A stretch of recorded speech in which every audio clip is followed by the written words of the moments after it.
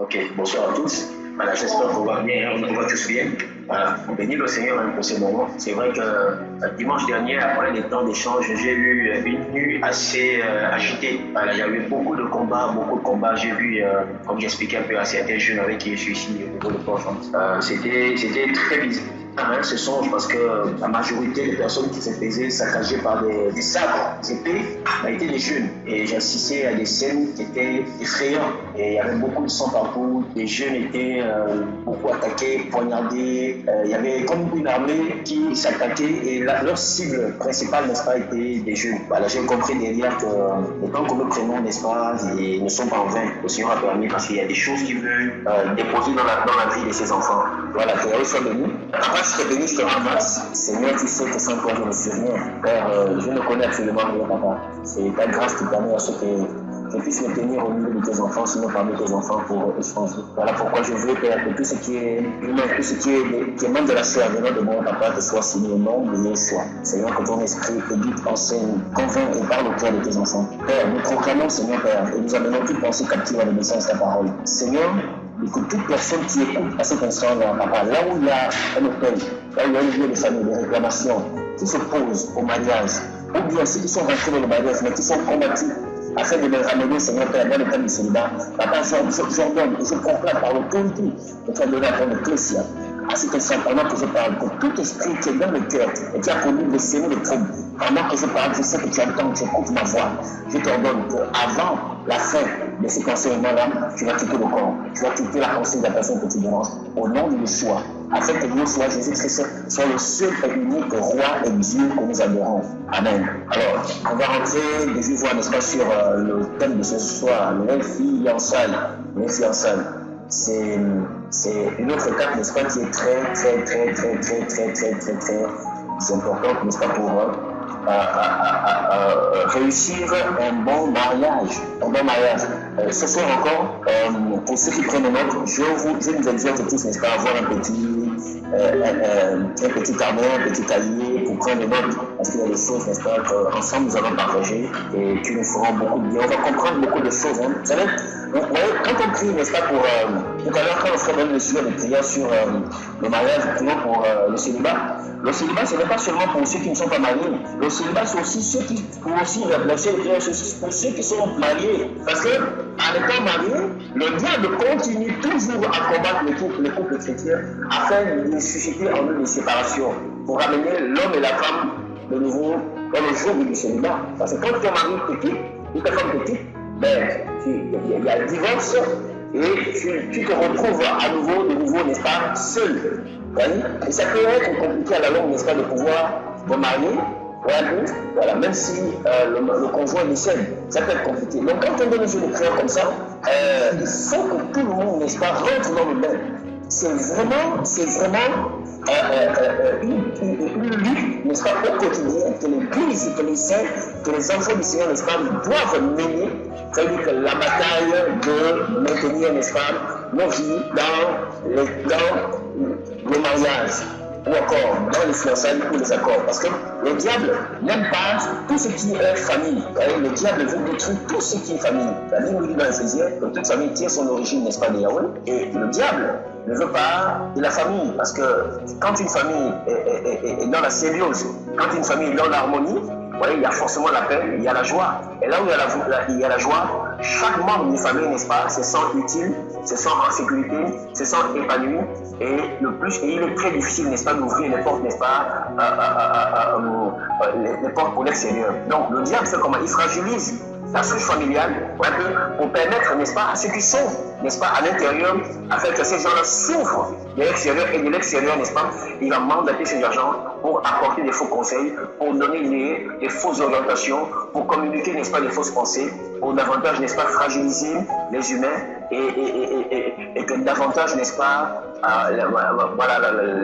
les familles se cassent. Donc c'est vraiment un sujet capital, phare, qu'il faut mener avec beaucoup de sérieux. Alors, les fiançailles. Avant de commencer, on va plus ou moins, n'est-ce pas, donner des définitions simples, des fiançailles pour ceux qui prennent note. Alléluia. Voilà, que le Seigneur soit béni. Dans le mot hébreu, c'est vrai que beaucoup diront que non, nous ne sommes pas des Hébreux. La fois dernière, j'ai expliqué que la Bible a été écrite en araméen et en hébreu et en grec. Vous voyez, donc en grec et en araméen, autant pour moi. Alors donc, parfois il faut ramener, n'est-ce pas, il faut revenir sur les textes originaux, n'est-ce pas, pour comprendre plus ou moins la pensée des auteurs. Vous voyez, quand les Hébreux parlaient, n'est-ce pas, de mariage, voilà, ça veut dire tout simplement, n'est-ce pas, promesse de mariage faite publiquement. Donc les fiançailles, n'est-ce pas, est une promesse de mariage selon, n'est-ce pas, la culture hébraïque. Et cette promesse de mariage-là, n'est-ce pas, elle est faite de manière publique, pas en cachette. On va expliquer le pourquoi. Et la deuxième définition qu'on peut prendre, c'est un temps qui s'écroule entre cette promesse et la réalisation ou sinon la matérialisation, n'est-ce pas, du mariage officiel. Voyez? Et le troisième point, n'est-ce pas, qu'on peut prendre comme petite définition par rapport aux fiançailles, c'est une promesse mutuelle de mariage. Promesse mutuelle de mariage. Voilà, pour le mutuel, ça veut dire accord entre deux personnes qui décident ensemble, n'est-ce pas, d'élaborer ou bien de s'engager sur quelque chose qui va aboutir, n'est-ce pas, au mariage. Voilà, le mariage qui veut dire noces ou encore union. Voilà. Maintenant, en latin, n'est-ce pas, voilà, latin ça donne confiare, qui veut dire se confier à. C'est-à-dire que quand on rentre, n'est-ce pas, dans les fiançailles, tu te confies à quelqu'un, voilà. L'autre aussi, c'est se confier à toi. Vous voyez, ça veut dire que c'est très bien, n'est-ce pas, de comprendre toutes ces définitions pour préparer déjà ou bien orienter notre pensée dans ce à quoi nous allons partager ce soir. Quand on dit se confier à quelqu'un, ouais, c'est très profond. Voilà. Donc, les latins, quand ils parlent, n'est-ce pas, des fiançailles, confiare, ouais, veut dire se confier à. Je me confie à. Voyez? Donc, quand quelqu'un rentre dans les fiançailles avec une personne, la femme se confie à son mari et le mari se confie à la femme. Alors, voilà pourquoi, n'est-ce pas, dans la phase des fiançailles, la trahison, n'est-ce pas, est quelque chose de très douloureux. La trahison est quelque chose, n'est-ce pas, même quand on a les fiançailles, est très pénible à supporter. Parce qu'après, au bout d'un moment, on se sent comme exposé, comme vendu, voilà, comme ayant été menti. Parce que tu t'es confié, n'est-ce pas, à quelqu'un, et en retour, cette personne-là a fini, n'est-ce pas, par trahir votre engagement. Vous voyez, c'est la même chose que Samson, n'est-ce pas, va subir. Vous voyez, la Bible dit qu'il est parti pour fiancer une femme, et dans ses fiançailles, n'est-ce pas, il s'était confié à celle qu'il voulait épouser, et lorsqu'il va donner une énigme, n'est-ce pas, aux Philistins, les Philistins vont aller soudoyer sa femme, sa fiancée et son père, pour aller dire, va faire tout pour aller obtenir la réponse, n'est-ce pas, de l'énigme chez Samson, et viens nous la donner, voilà, pour qu'ensuite, n'est-ce pas, on ne tombe pas dans le pied de Samson. Et c'est ce qui va se faire. Et la femme va aller creuser, voilà, chercher à obtenir la réponse, n'est-ce pas, de l'énigme de Samson. Et Samson va donner la réponse. Parce que Samson faisait confiance à sa fiancée. Et par la suite, elle va finir, n'est-ce pas, par trahir Samson. Et ça va susciter, n'est-ce pas, une grande colère. Et nous connaissons, n'est-ce pas, ce que les Écritures disent. Certainement, on va lire ce passage-là, tout à l'heure, ce passage des juges. Alors donc voilà, n'est-ce pas, plus ou moins 2 ou 3 ou sinon 4, n'est-ce pas, définitions du mot fiançailles. Voyez, fiançailles. Et maintenant, le deuxième point, n'est-ce pas, c'est comment se déroulent les fiançailles à la lumière de la parole. Voilà, c'est toujours important. Après avoir saisi, n'est-ce pas, sinon plus ou moins compris, c'est quoi les fiançailles, voyez, il faut que nous, enfants de Dieu, que nous soyons capables de pouvoir définir les fiançailles. Il faut comprendre ces choses. La meilleure compréhension, n'est-ce pas, de certains concepts bibliques nous aide aussi, n'est-ce pas, à saisir la pensée qu'il y a derrière. Voilà, ça veut dire que si on ne peut pas définir c'est quoi les fiançailles, on va se lancer pêle-mêle dans des choses, n'est-ce pas, que nous ne maîtrisons pas. Alors pourquoi, n'est-ce pas, en amont, nous avons dit que quand les accords, voyez, n'ont pas été bien préparés, alors la suite, il peut y avoir des choses qui peuvent être difficilement rattrapables. Alors, donc, maintenant, le deuxième point, après la définition, qui était le point numéro 1, définition des fiançailles. Alors, nous touchons le deuxième point, n'est-ce pas, qui est comment se déroulent les fiançailles selon la parole de Yahweh, selon la Bible. Selon la Bible, n'est-ce pas, les fiançailles sont l'occasion, n'est-ce pas, de célébrer une fête entre deux familles. Quand on parle des fiançailles, n'est-ce pas, dans la Bible, voyez, c'est la rencontre, n'est-ce pas, des deux familles qui vont rendre de manière officielle ou de manière publique. Voilà pourquoi, lors de lorsqu'on définissait ce qu'était, n'est-ce pas, les fiançailles, on disait c'est une promesse de mariage faite publiquement. Donc ça veut dire qu'en fait, les accords, n'est-ce pas, quittent du cadre entre deux personnes, n'est-ce pas, et il y a une évolution dans le cheminement ou sinon dans la progression. Ça tombe maintenant, n'est-ce pas, vers l'annonce. Ça veut dire les accords là quittent, n'est-ce pas, entre les deux individus qui se sont accordés, qui ont posé les bases, qui ont épousé une même pensée, qui sont en harmonie, qui ont plus ou moins, n'est-ce pas, décidé ensemble de marcher, de suivre un canevas. Et maintenant, ils viennent rendre, n'est-ce pas, cet accord-là de manière publique. Ça veut dire en associant les familles. Puisque nous ne sommes pas nés seuls, nous sommes tous, n'est-ce pas, nous sommes tous issus, n'est-ce pas, d'une famille. Alors, il ne convient pas que lorsque les enfants, n'est-ce pas, décident de se marier, que les parents, n'est-ce pas, ne soient pas informés. Mais ce n'est pas correct. Ce n'est pas ce que la Bible dit. Nous n'avons pas poussé, n'est-ce pas, comme des arbres. Nous avons tous, n'est-ce pas, une origine, nous avons tous une base. Nous sommes sortis, n'est-ce pas, de quelque part. Alors, les deux accordés, n'est-ce pas, vont instruire, n'est-ce pas, de leur choix aux parents, voyez.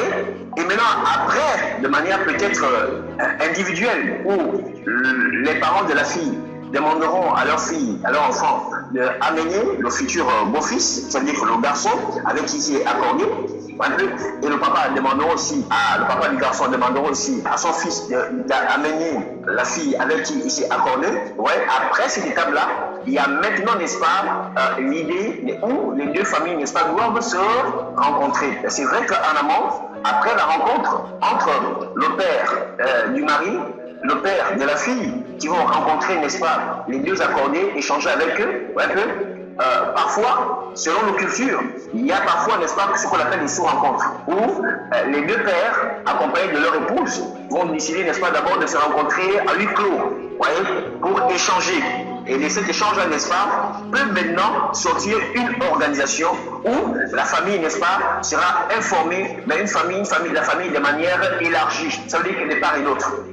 Pour organiser une fête ou sinon une cérémonie afin de rendre officielle la future alliance qui se mettra en place entre les deux qui vont se marier plus tard. Comme la Bible nous dit que dans 1 Corinthiens chapitre 7, si quelqu'un peut nous lire rien que le verset 38, 1 Corinthiens chapitre 7, verset 38, si quelqu'un peut nous faire la lecture, s'il vous plaît. 1 Corinthiens 7, verset 38. Celui donc qui la marie fait bien, mais celui qui ne la marie pas fait mieux. Amen. Est-ce que quelqu'un a une autre version? Amen. Oui. 1 Corinthiens 38 dans ma version, ça dit: ainsi, celui qui marie sa fille fait bien, celui qui ne la marie pas fait mieux. Amen. On dit ici, ainsi celui qui marie sa fille, donc on comprend, n'est-ce pas, la lumière des Écritures, n'est-ce pas, que c'est le père qui marie sa fille. C'est le père qui donne quitus, qui décide d'accompagner sa fille au mariage. Donc, l'histoire, n'est-ce pas, de se marier sans le consentement ou bien sans informer les parents, ce n'est pas très propre. Parce que logiquement, n'est-ce pas, c'est le père qui marie sa fille. C'est le père, n'est-ce pas, qui accompagne sa fille, n'est-ce pas, dans le futur mariage, n'est-ce pas, dans lequel, n'est-ce pas, la fille passera du temps, n'est-ce pas, avec celui qu'elle a décidé, n'est-ce pas, d'épouser. Et c'est aussi, n'est-ce pas, le père, n'est-ce pas, du futur époux doit aussi accompagner son fils en disant: j'atteste, n'est-ce pas, que mon fils est assez responsable de pouvoir prendre soin, n'est-ce pas, de celle qui sera son épouse. Non seulement d'en prendre soin et de veiller. Veiller, ça veut dire prendre en termes de sécurité, de garantir la sécurité nécessaire, n'est-ce pas, à la fille qui sera, n'est-ce pas, son épouse. Donc, il faut que les familles, n'est-ce pas, se retrouvent.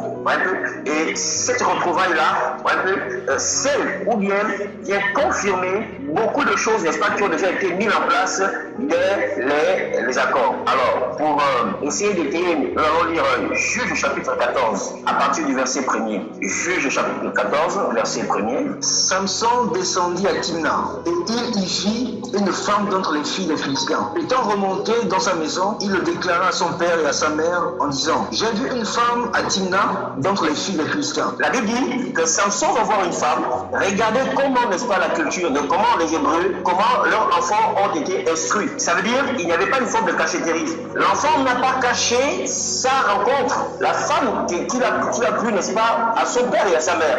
Il est venu exposer ce qu'il a vu. Et vous allez vous rendre compte que, par la suite, le père de Samson, n'est-ce pas, et sa maman n'étaient pas forcément d'accord avec le choix de leur fils. Mais quand même, le fils est allé exprimer un peu la nature de leur choix, n'est-ce pas, devant le père et de la maman. Il est allé exposer son choix devant ses parents. Parce que il savait qu'en fait, c'était quasiment impossible de pouvoir aller prendre la main ou demander la main à une femme si les parents ne l'accompagnaient pas. Tu peux continuer s'il te plaît. Étant remonté dans sa maison, il le déclara à son père et à sa mère en disant: j'ai vu une femme à Timna, donc les filles des Philistins. Prenez-la maintenant afin qu'elle soit ma femme. Son père et sa mère lui dirent: n'y a-t-il pas de femme parmi les filles de tes frères et parmi tout notre peuple pour que tu ailles prendre une femme d'entre les Philistins? C'est circoncis. Et Samson dit à son père: prenez-la pour moi, car elle est droite à mes yeux. Mais son père et sa mère ne savaient pas que cela venait de Yahweh, car Samson cherchait une occasion de dispute de la part des Philistins. Or, en ce temps-là, les Philistins dominaient sur Israël. Je poursuis. Continue, s'il te plaît. Samson descendit avec son père et sa mère à Timna. Ils allèrent jusqu'aux vignes de Timna, et voici un jeune lion rugissant vint à sa rencontre. Et l'esprit de Yahweh saisit Samson sans avoir rien à la main. Il déchira le lion comme on déchire un chevreau. Il ne raconta pas à son père ni à sa mère ce qu'il avait fait. Il descendit et parla à la femme, et elle fut trouvée droite à ses yeux. Puis quelque temps après, il retourna à Timna pour la prendre et se détourna pour voir la carcasse du lion. Et voici, il y avait dans la carcasse du lion un essaim d'abeilles et du miel. Il en prit entre ses mains et s'en alla en mangeant. Et lorsqu'il fut arrivé vers son père et sa mère, il leur en donna et ils mangèrent. Mais il ne leur déclara pas qu'il avait pris ce miel dans la carcasse du lion. Son père descendit chez la femme. Samson fit là un festin, car c'est ainsi que les jeunes gens faisaient. Amen. La Bible dit que c'était la coutume, n'est-ce pas, des jeunes gens. Ouais, un peu. Samson, dans d'autres versions, organisa, n'est-ce pas, un festin. Et la Bible dit que le père de Samson, n'est-ce pas, était avec lui. Et là, c'était à Timna. Et Timna, n'est-ce pas, était ce lieu où vivait celle que Samson, n'est-ce pas, voulait fiancer, voulait obtenir, voulait avoir, n'est-ce pas, comme femme. Donc, il y avait un festin, c'était un temps de réjouissance, n'est-ce pas, où les deux familles se retrouvaient et les deux familles ensemble se réjouissaient autour d'un plat, autour d'un pot, un peu, en se réjouissant, n'est-ce pas, de l'union future, n'est-ce pas, de leurs deux enfants. Donc c'était autour, n'est-ce pas, d'un festin. Et dès que, n'est-ce pas, ces festins-là, n'est-ce pas, se faisaient, et tout le monde était joyeux et les gens se préparaient maintenant, n'est-ce pas, à les accompagner, n'est-ce pas, à rentrer plus ou moins, n'est-ce pas, dans une alliance officielle. Mais sinon, déjà, dès les fiançailles, l'accord avait été déjà scellé. Pour d'autres, lorsqu'on regarde un peu, n'est-ce pas, à l'époque, n'est-ce pas, chez les Hébreux, pendant ces fiançailles-là, n'est-ce pas, le père de l'époux, demandait à ce jeune garçon, n'est-ce pas, d'avoir un anneau, n'est-ce pas, en fer, qu'il devait sceller, n'est-ce pas, sur le doigt, n'est-ce pas, de la femme. Vous voyez un peu, les Hébreux l'appelaient chronobune. Ça voulait tout simplement dire, n'est-ce pas, un gage. Ça veut dire que ce qui devient ma propriété. Vous voyez, et ce gage-là, n'est-ce pas, se faisait quand le ciel était dégagé. Ça veut dire que si les nuages menaçaient et qu'il y avait une pluie, vous voyez, qui voulait tomber, l'homme ne pouvait pas mettre ce gage sur le doigt de la femme parce que le ciel était symbolisé, ça symbolisait, ça représentait, n'est-ce pas, soit la tranquillité par rapport à la suite ou sinon un combat futur. Donc quand il y avait, le ciel n'était pas dégagé, cet anneau-là ne se mettait pas, n'est-ce pas, sur le doigt de la future épouse. Il fallait attendre plus tard, n'est-ce pas, jusqu'à ce que le ciel soit dégagé. Je parle ici, n'est-ce pas, selon la culture hébraïque. Donc c'était autour d'un festin. Et cette étape-là est aussi fondamentale. Pourquoi? En fait, c'est lui aussi, n'est-ce pas, qui s'engage dans des fiançailles. C'est déjà dans une alliance où la personne, où les deux familles, n'est-ce pas, s'unissent. Vous voyez? Et la personne, n'est-ce pas, est liée à une autre famille. Ça veut dire, dès que les deux familles, n'est-ce pas, n'ont pas trouvé d'embûche ou d'obstacle, les deux familles sont en accord pour la finalisation, n'est-ce pas, l'étape suivante qui va aboutir, n'est-ce pas, au mariage. Je vous disais qu'en fait, chez les Hébreux, le mariage, on parlait de mariage quand il y a eu acte sexuel. C'est quand on consommait, quand il y a acte sexuel, on prenait le sang qui était le sceau, n'est-ce pas, de l'alliance qui était tissée. Vous voyez? Donc, avant, n'est-ce pas, cette étape-là, vous voyez, il y avait l'étape des fiançailles qui est aussi une étape aussi fondamentale à comprendre. Il y a des choses ici, rien qu'avec l'étape des fiançailles, on peut passer du temps à enseigner et vraiment enseigner. Vraiment, jeunes frères et sœurs. Vous voyez, dans les fiançailles, n'est-ce pas, l'accord qu'il y a entre les deux familles, ce festin-là, un peu, dans le monde spirituel aussi, c'est aussi une façon aussi de sceller certaines choses que parfois nous, on ignore. C'est-à-dire, on veut rentrer dans les fiançailles comme ça, on dit non, je suis déjà fiancé, et puis après on sera marié, ainsi de suite. C'est-à-dire, on ne mesure pas l'importance de l'engagement dans lequel, n'est-ce pas, nous nous lançons. Lorsque il y a fiançailles, il y a accord, c'est deux familles qui s'unissent. Et ces familles, n'est-ce pas, qui s'unissent là, s'unissent dans quoi? Vous voyez? Ces familles-là s'unissent, n'est-ce pas, dans les habitudes. Ça veut dire, c'est les habitudes, n'est-ce pas, de l'autre côté que vous éprouvez aussi. C'est des choses qu'il ne faut pas ignorer. Et vous éprouvez en même temps les relations aussi de cette famille. Je vais m'expliquer. Nous connaissons tous que le mariage a d'abord une connotation spirituelle. Donc ça veut dire que toutes les étapes qui arrivent avant l'aboutissement du mariage aussi, frères, ne peuvent être aussi que spirituelles. Ça veut dire quoi? Ça veut dire que si moi c'est Jean-Paul et je décide d'aller m'accorder, d'aboutir aux fiançailles avec Marie-Paul, alors si Marie-Paul, dans la famille de Marie-Paul, il y a le père de Marie-Paul qui a un ami franc-maçon avec qui ils sont en alliance et que l'alliance là a une influence quelconque dans la famille, n'est-ce pas, de Marie-Paul, moi qui viens m'allier à cette famille-là, je peux me retrouver en train de subir des attaques. Si et seulement si cette alliance-là, n'est-ce pas, avait peut-être un but, n'est-ce pas, de pouvoir s'opposer au mariage dans la vie du père de Marie-Paul. Je ne sais pas si on se fait comprendre. Alors, ce sont des alliances, c'est deux familles qui s'unissent dans les habitudes, dans leurs relations, dans parfois des traditions, dans ses forces et faiblesses. Et souvent même, n'est-ce pas, par des exigences qui sont évidentes ou cachées. Ça veut dire, quand on s'engage, n'est-ce pas, dans les fiançailles avec une famille, il faut comprendre que ce n'est pas quelque chose de simple. Voilà pourquoi Jésus nous dit, Yoshua nous parle qu'avant toute chose, n'est-ce pas, nous devons avoir comme fondement la prière et les directives, n'est-ce pas, de l'Esprit de Dieu. Accepter, n'est-ce pas, que ces deux familles deviennent une. Parce que le mariage aussi a pour but aussi, n'est-ce pas, ne pas l'oublier, de réunir deux familles. C'est deux familles qui s'unissent. Et quand deux familles s'unissent, ça veut dire plus ou moins aussi, n'est-ce pas, c'est de partager les peines, c'est de partager aussi le bonheur, les web, des parts et d'autres. Donc, si dans la vie de l'homme, il y a une opposition, je ne parle pas de possession, je parle bien, je dis opposition. Il y a une opposition dans le sens d'enfanter la femme qui épouse cet homme. Alors, doit comprendre que son mari peut avoir des attaques et elle doit être capable de soutenir son futur époux dans la prière. Bon, avant de parler d'enfant, parce qu'on n'est pas encore au mariage, bon, on va dire par exemple, c'est-à-dire qu'il peut avoir des problèmes de santé.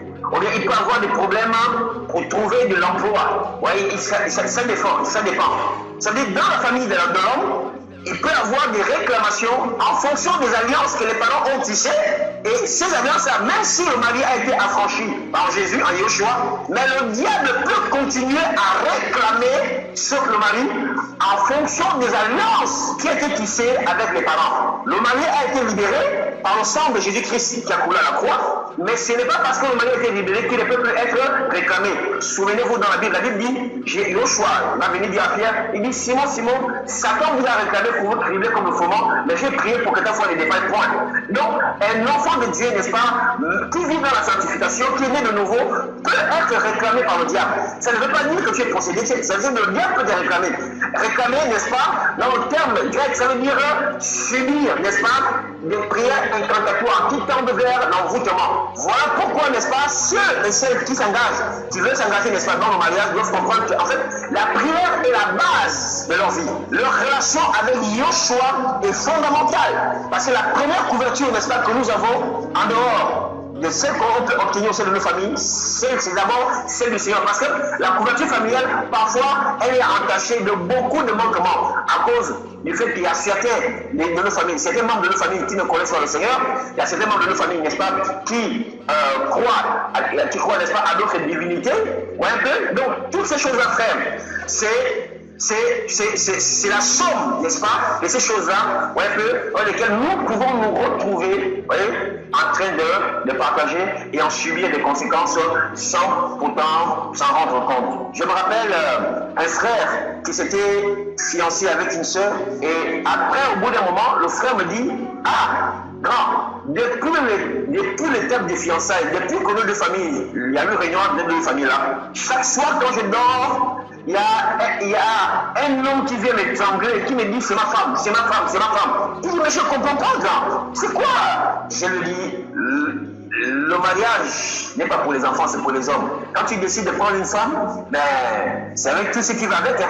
Parce que la Bible dit que dans l'alliance du mariage, vous allez devenir une seule chair. Donc ça veut dire le processus qui vous unit, le processus qui vous amène à être une seule chair, n'est-ce pas, est enclenché.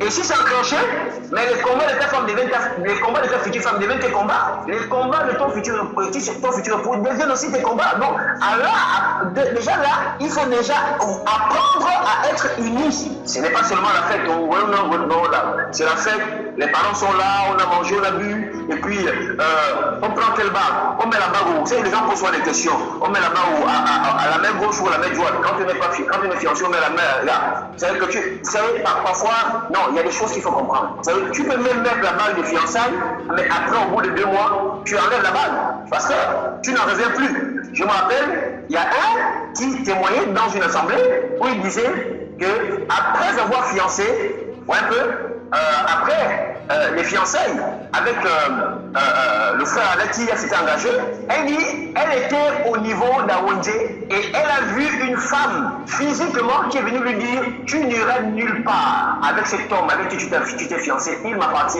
Elle dit physiquement, elle a vu une femme, elle a pris peur. Cette nuit-là, elle a refusé de dormir sans lumière. Elle a dormi avec l'ampoule éclairée. Elle avait peur, elle a dit, mon Dieu, c'est qui? Et quand elle va voir son fiancé dit, je ne comprends pas, c'est qui me célibataire? Elle dit non. Si ça commence comme ça, là, c'est que c'est compliqué. C'est que c'est compliqué. Elle dit, moi, je préfère enlever mon corps. Vous ça nier. Voilà pourquoi en amont, on parle d'accord. Alors, il était nécessaire, n'est-ce pas, de souligner cette étape. Voilà pourquoi je vous disais tout à l'heure que rien que par la partie, n'est-ce pas, des fiançailles, ça peut faire l'objet de tout un corps d'enseignement. On peut enseigner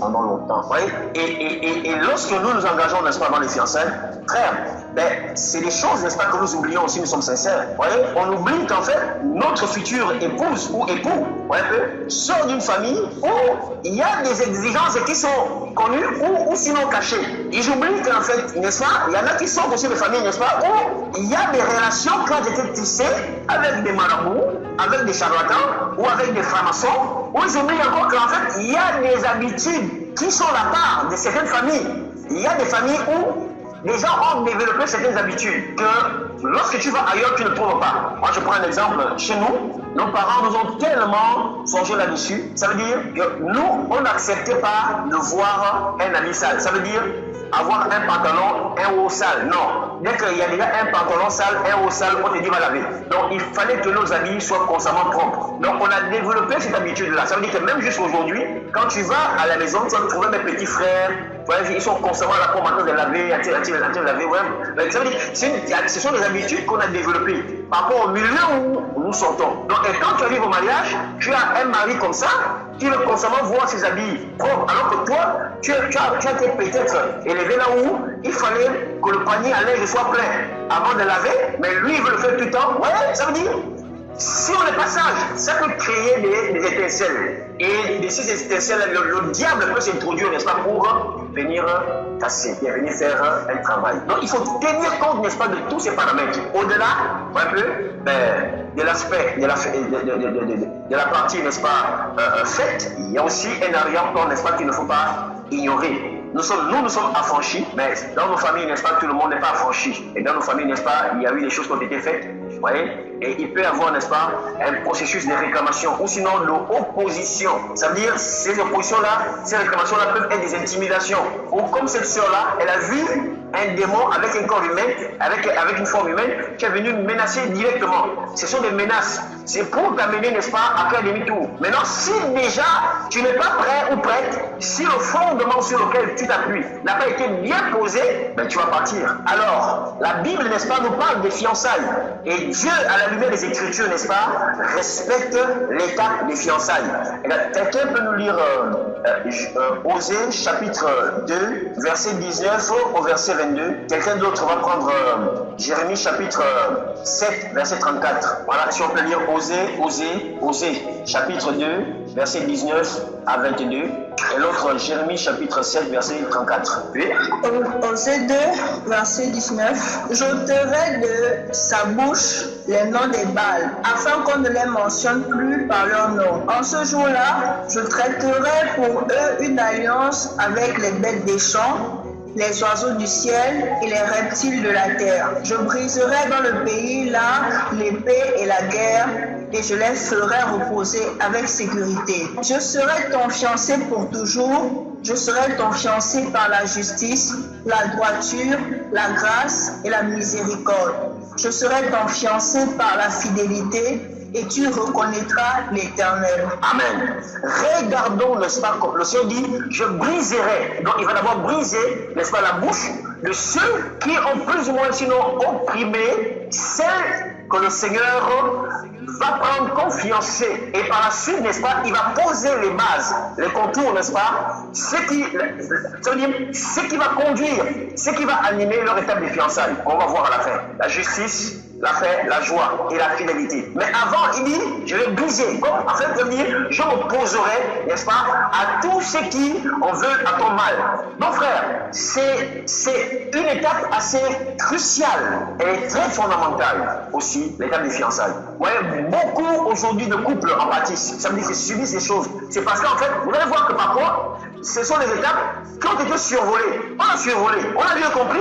Et puis vous voulez c'est votre non, on va dire à la mairie. On va à la mairie, on est combattu, on machin, ça veut dire, regardez, on a conçu parfois, n'est-ce pas, aujourd'hui le fondement dans lequel nous nous trouvons, dans le désordre. Il n'y avait aucune structure biblique. Et aujourd'hui, il nous revient, nous en tant qu'aînés, n'est-ce pas, d'interpeller la jeunesse. Ceux qui ne sont pas encore entrés dans la langue du mariage, et ceux qui y sont en ce moment, de dire de faire très attention.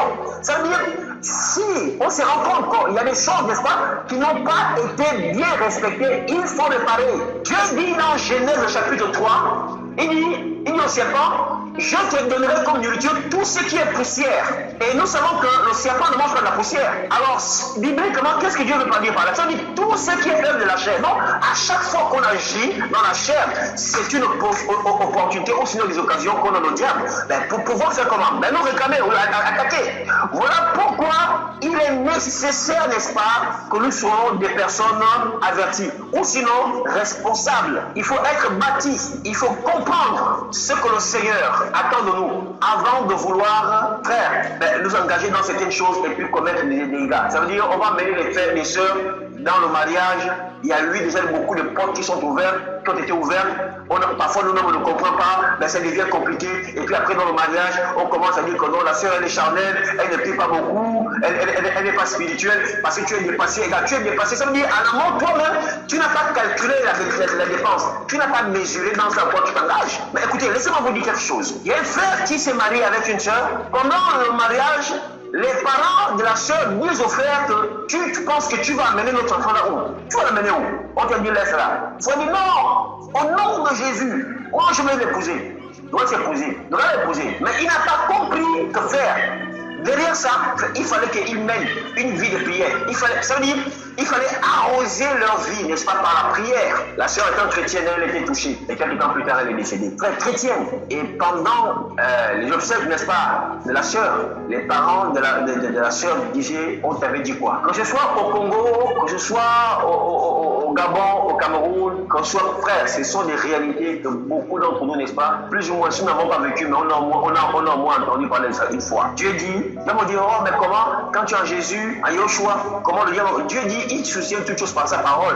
Parfois, nous faisons des choses dans le désordre, parce qu'on est trop sage. Dieu a établi de l'ordre. Dieu a établi l'ordre. Écoutez, j'ai dit au frère la dernière fois que, avant de parler d'équilibre, il y a d'abord le commandement. Quand on dit le feu est rouge, il est rouge. Si tu le brûles, on te sanctionne. Avant de dire oui, bon, peut-être il y a eu coupure de courant, ainsi de suite. Ça veut dire, regarde, avant de parler, n'est-ce pas, d'équilibre, il y a d'abord le commandement. Le commandement, il est dur. Et il faut d'abord accepter le commandement, n'est-ce pas, avant de comprendre l'équilibre. Vous savez, aujourd'hui, on est dans une génération de personnes équilibrées. On voit l'équilibre partout. Partout. Alors voilà pourquoi, frère, nos vies sont beaucoup entachées de beaucoup de manquements. Oui, nous sommes fiancés. Oui, puisque mon père, les deux familles sont retrouvées, ma chère, je peux déjà faire bisou. Les gars, le commandement de Dieu n'autorise pas le bisou dans les fiançailles. Oui, c'est qui vous donne la Bible? On veut bisou, bisou comme c'est quoi? Mais, allez, jusqu'à l'étape finale. On dit, regardez, on accepte certaines choses, on dit non, dans nos traditions, dans le commandement de Dieu dit, ne peut aller avec une femme, ne peut consommer le mariage, n'est-ce pas, que celui qui a rempli certains critères. C'est vrai que dans certaines cultures, en Afrique, dans certaines traditions, le mariage, n'est-ce pas, familial, peut faire office d'un mariage légal, parce que l'autorité étatique le reconnaît. Un peu. Ok, maintenant, dans d'autres, n'est-ce pas, où ce n'est pas le cas, frère, conformons-nous aux Écritures. Il y en a avant de rentrer dans le mariage, proprement dit, qui est la consommation, l'union entre une femme. C'est-à-dire, avant le mariage, ils sont déjà tombés. Ils se sont déjà touchés. C'est le désordre. Et dès que tu as déjà touché, il y a déjà un principe de réclamation qui est engagé contre toi. Le diable réclame l'acte que tu as posé. Et nous donnons, la Bible dit, nous crucifions une seconde fois Yoshua, quand nous nous comportons ainsi. Ça veut dire, on donne un travail supplémentaire encore au Seigneur. Ah non, mais je vous ai tout donné, la connaissance, l'esprit, vous avez, mais pourquoi vous vous retrouvez encore à faire de telles choses? Et le diable fait comme il dit, ils t'ont désobéi, le diable réclame. Mais à cause de l'amour du Seigneur, le Seigneur nous garde. Mais ce n'est pas parce que le Seigneur nous garde et qu'il faut prendre ça comme un jeu. Non. Jérémie chapitre 7, verset 34. Alléluia. Je vous disais la dernière fois que quand Jésus parle du discipolat veut dire matates. Matates, qui veut dire, n'est-ce pas, étudiant ou élève, ou celui à qui on enseigne, qu'on instruit. Donc, les disciples de Jésus sont à l'école. Et derrière le commandement de Dieu, n'est-ce pas, il y a aussi la notion du bâton, ou sinon la correction qui a pour but, n'est-ce pas, de redresser. Parce que beaucoup d'entre nous, nos frères, nous sortons des milieux où on était tordus. On est tordus. On est incliné ou déséquilibré. La parole du Seigneur, n'est-ce pas, a besoin de nous redresser, afin de faire partie, ou sinon afin de faire partie, n'est-ce pas, de cette église victorieuse que Jésus, que Yoshua, n'est-ce pas, a posé, le fondement qu'il a posé quand il a dit à Pierre, sur toi Pierre, les portes de l'enfer ne prévaudront point contre elle. Donc c'est l'école là. Donc Jérémie chapitre 7, verset 34. Jérémie chapitre 7, verset 34. Je ferai cesser dans les villes de Juda et dans les rues de Jérusalem les cris de réjouissance et les cris d'allégresse, les chants du fiancé et les chants de la fiancée, car le pays sera un désert. Dieu dit, il va faire cesser les chants de l'allégresse. Ça veut dire, les chants étaient destinés à la fiancée et aux fiancés. C'était une étape de réjouissance, voilà pourquoi on a lu. C'est-à-dire que derrière le festin organisé, n'est-ce pas, par Samson, et sous, n'est-ce pas, la couverture de son père et de sa mère, vous voyez, il y avait des chants d'allégresse, il y avait des chants de joie. Vous voyez un peu, les fiançailles étaient quelque chose, n'est-ce pas, de sacré pour le Seigneur. Et faire cesser ces chants-là, frère, était un signe, frère, que la désolation était déjà, n'est-ce pas, établie. Jérémie 33, verset 11. Jérémie 33, verset 11. Les cris de réjouissance et les cris d'allégresse, les chants du fiancé et les chants de la fiancée, la voix de ceux qui disent louer l'Éternel des armées. car l'Éternel est bon, car sa miséricorde dure à toujours. C'est bon. Deutéronome chapitre 20, verset 7. Deutéronome 20, verset 7. Qui est ce qui a fiancé une femme et ne l'a point encore prise? Qu'il s'en aille et retourne chez lui, de peur qu'il ne meure dans la bataille et qu'un autre ne la prenne. Amen. La Bible dit que si quelqu'un était dans l'armée juive, hébraïque, n'est-ce pas, et que le chef de l'armée se rend compte qu'il y avait quelqu'un qui était fiancé, on l'enlevait du groupe des élites qui devait aller combattre. Parce qu'il fallait honorer celui qui est fiancé pour le futur mariage ou l'accord dans lequel il allait s'engager dans l'avenir. Il ne peut qu'une autre personne vienne prendre ta fiancée. Donc les fiançailles étaient quelque chose de sacré pour Yahweh, pour Dieu. Les fiançailles sont sacrées pour le Seigneur. Ça veut dire rien que le fait, n'est-ce pas, que tu as le statut de fiancé, un peu, mais ça te protégeait, n'est-ce pas, d'aller mener une bataille. Parce qu'on te dit que non, si tu vas mener une guerre contre une autre nation, mais tu peux mourir. Et ta fiancée, n'est-ce pas, peut se retrouver dans la tristesse et se retrouver entre les mains d'une personne. Il dit non. Il fallait, n'est-ce pas, qu'on t'écarte, n'est-ce pas, parce que tu avais quelque chose de glorieux, n'est-ce pas, qui était en vue. Vous voyez comment le Seigneur, n'est-ce pas, voit les fiançailles? Et c'est des choses aujourd'hui, n'est-ce pas, que nous, ces choses-là ont tellement perdu, n'est-ce pas, à ne pas poursuivre en ampleur, que beaucoup font comme ils veulent. Deutéronome chapitre 22, verset 25 à 26. Une autre personne peut vite nous lire Cantique des Cantiques, chapitre 3, verset 11. Deutéronome 22, 25 à 26 et Cantique des Cantiques 3, 11. Deutéronome 22, 25.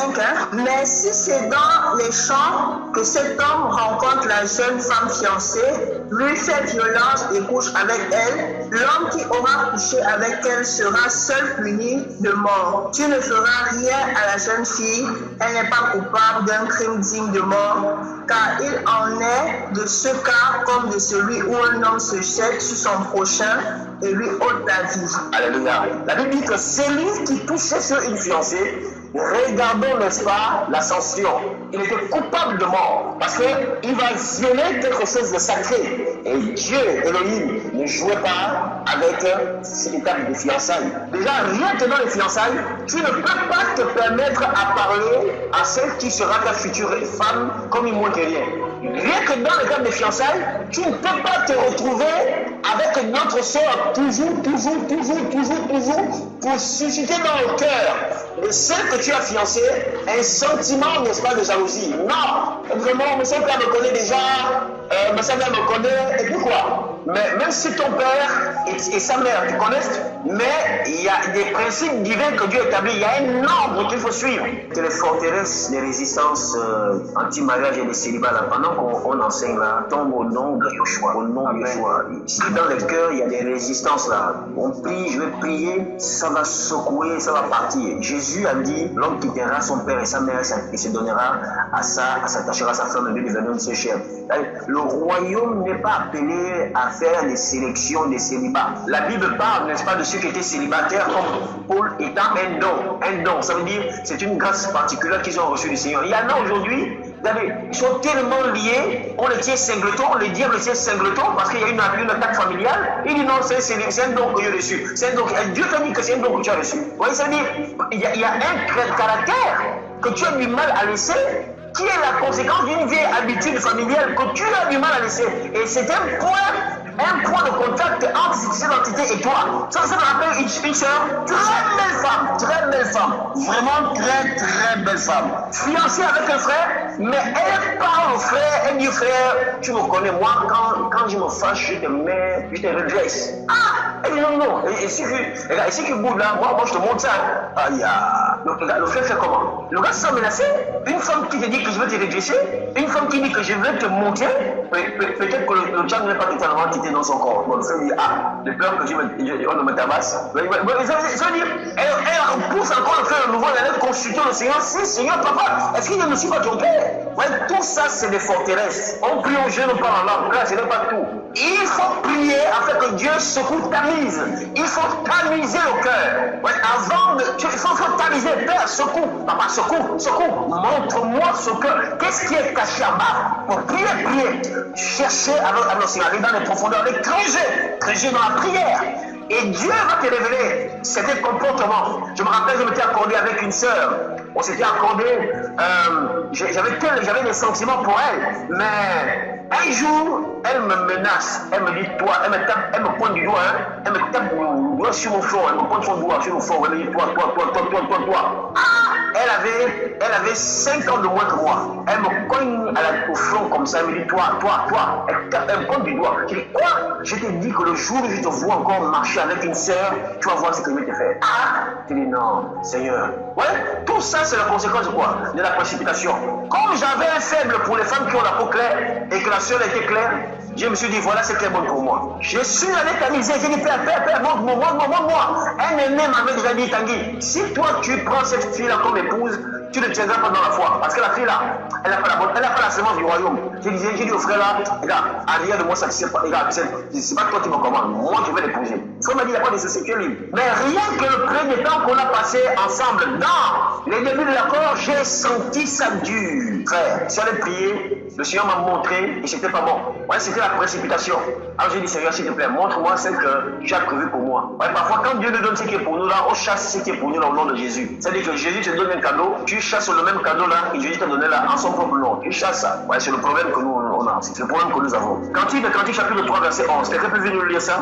Et puis après, on va passer, n'est-ce pas, à la deuxième étape, à la troisième étape, avant de finir. Cantique chapitre 3, verset 11. Les filles de Jérusalem, les filles de Sion, regardez le roi Salomon avec la couronne dont sa mère l'a couronné au jour du Seigneur, au jour de la joie de son cœur. Amen. La fiancée, Samson était habillé de manière somptueuse, n'est-ce pas? Parce que c'était les jours de ses fiançailles. Ouais, il y avait la joie, les filles de Jérusalem sortaient pour contempler, n'est-ce pas, comment est-ce qu'il était vêtu. Ouais, les fiançailles étaient quelque chose de sacré, n'est-ce pas, pour le Seigneur. Donc, après cette étape-là, un peu, de la rencontre, n'est-ce pas, des deux familles, il y a l'étape où le fiancé part, puisqu'il a déjà mis un gage, il a mis l'anneau, il a mis le sceau, il est venu de manière publique faire une annonce. Ça, cette annonce-là, n'est-ce pas, de manière claire, publiquement, pour dire, je viendrai, n'est-ce pas, l'épouser, afin qu'ensemble nous puissions bâtir notre vie. Donc, l'époux, le fiancé,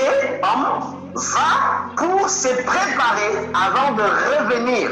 Et pendant cette période-là, ouais, la fiancée ou le fiancé se prépare à gagner le cœur de son fiancé ou de sa fiancée. Par quoi? Par la loyauté, comme nous l'avons dit tout à l'heure là, par la justice, par l'amour et par la tendresse et la fidélité. Regardons Éphésiens au chapitre 5, verset 27. Éphésiens 5, verset 27. Éphésiens 5, 27. Afin de faire paraître devant lui cette église glorieuse, sans tache, ni ride, ni rien de semblable, mais sainte et irrépréhensible. Amen. La Bible dit, afin de faire paraître devant lui, n'est-ce pas, une église glorieuse, sans tache. Donc, quand Yeshua, n'est-ce pas, est monté, vous voyez, le but c'est quoi? La Bible dit, il intercède, vous voyez, pour nous rendre une église glorieuse, sans tache. Donc, le Seigneur continue à travailler pour parfaire, pour rendre sa fiancée, que nous sommes l'église, l'ecclésia, vous voyez un peu, à être sans tache, ni ride, ni rien de semblable. Parce que le Seigneur veut, n'est-ce pas, une fiancée, ouais, un peu, qui est fidèle, qui lui est fidèle. Une fiancée, n'est-ce pas, qui est dans la loyauté, qui est dans l'amour, qui est dans la tendresse et qui est dans la justice. Donc, il y avait cette étape-là où la fiancée, n'est-ce pas, devait se préparer. Elle devait préparer son cœur. Alléluia. Amen. Ésaïe 62, verset 5. Ésaïe 62, verset 5. Comme un jeune homme s'unit à une vierge, ainsi tes fils s'uniront à toi.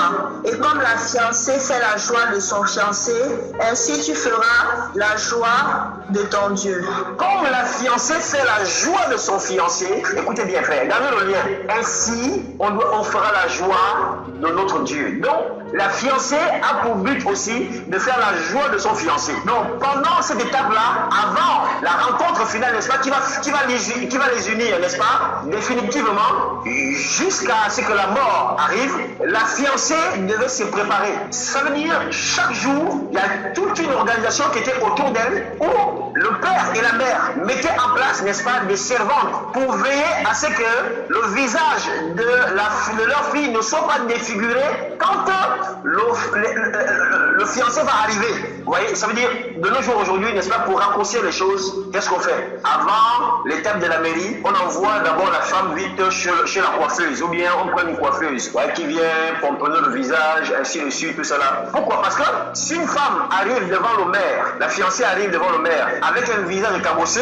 le mari peut dire, mais écoute, ça c'est pas le visage de la femme que j'ai, il y a quoi? Donc, il faut préparer la femme, le visage, il faut faire des massages, vous voyez un peu? Et l'homme aussi, de son côté aussi, n'est-ce pas, il se fait beau. Ça veut dire que si tu as des acnés, ou bien si tu as une barbe assez attendue, tu vas chez le coiffeur, n'est-ce pas, il la redresse pour que tu sois beau. Vous voyez, c'est des étapes.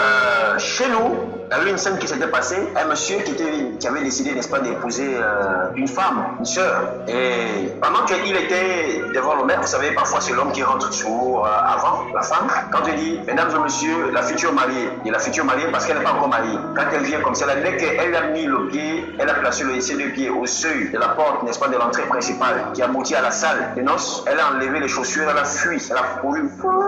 Elle est montée, elle a trouvé un taxi qui était là, elle a dit 10 000. Quand le taximan a entendu 10 000, il a fermé la portière, elle a fermé la portière, il a démarré. En gros, le chemin, le taximan dit 10 000 où? Elle dit, c'est mon taximan, amène-moi. Elle a fui. Le gens étaient scandalisés. Et après, échange avec elle, et qu'est-ce qui se passe? Elle dit, elle ne sait pas, elle a entendu quelqu'un lui dire, ne rentre pas dedans, si tu rentres dedans, là, je te tue. Retourne là où tu es, retourne. Qui lui a parlé? Voilà pourquoi c'est bien, n'est-ce pas, de poser le fondement en amont, qui est la personne de Jésus, Yoshua. Vous voyez, Dieu prépare le cœur de la fiancée. À être comment? La Bible parle de la loyauté et de la tendresse, ça veut dire à être soumise. La femme, son cœur doit être préparé pendant cette période-là. De la même façon que Jésus, Yoshua, n'est-ce pas, prépare le cœur de l'église, de la fiancée, la future épouse, que nous sommes, n'est-ce pas, à avoir un cœur tendre, à avoir un cœur qui aime son Elohim, son Dieu, n'est-ce pas, par la soumission.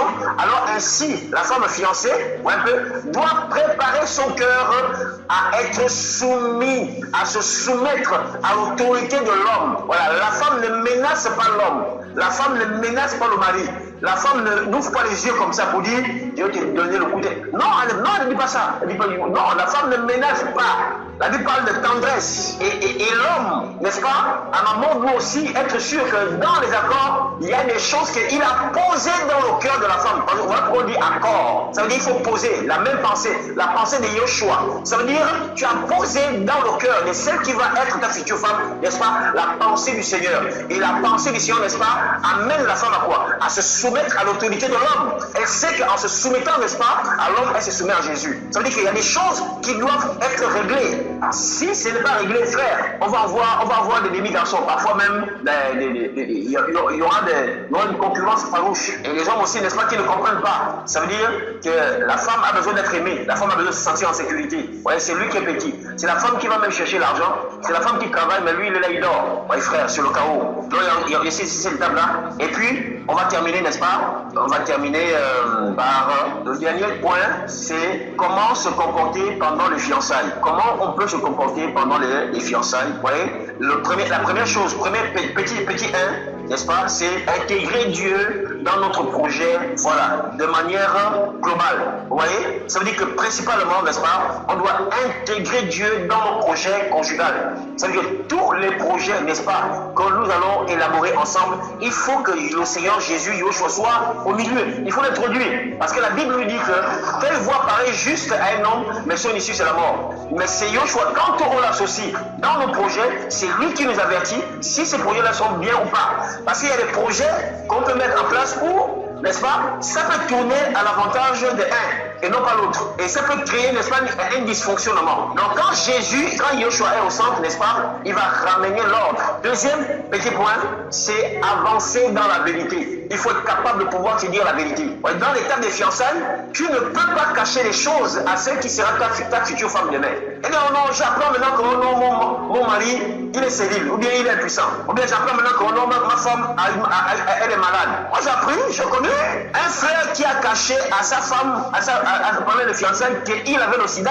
Il allait faire les faux examens qu'il a donné l'argent. Il a donné l'argent et les examens ont déclaré qu'il était bien portant. Mais il a payé avec l'argent. Il a caché. C'est dans le mariage qu'il dit à la femme, ou sinon que la femme découvre, parce qu'après, il avait une toux qui ne finissait pas, tout le temps il tombait malade, la femme dit attends, pourquoi tu as fait le problème, chercher la maladie, mais qu'est-ce qui ne va pas, qu'est-ce qui ne va pas? La femme finit par découvrir, pendant qu'elle a rangé la chambre, elle découvre un bloc, n'est-ce pas, de cahiers avec beaucoup des examens médicaux de même son mari, et là devant la sécurité, c'est le positif. Le mensonge. Troisième petit point, c'est ne pas chercher à changer l'autre pour ton profit. Non, c'est Yoshua, par sa parole, n'est-ce pas, qui nous change. Mais on doit veiller à ce que notre future femme ou bien notre futur époux, n'est-ce pas, soit transformé par la parole et non pas par nos concepts humains. Parfois, on veut amener les traditions Bamileke, les traditions Pharaon, les traditions Nzebi, les traditions ainsi de suite, et on veut les imposer à nos femmes afin que nos femmes soient ainsi frères. C'est pas comme ça.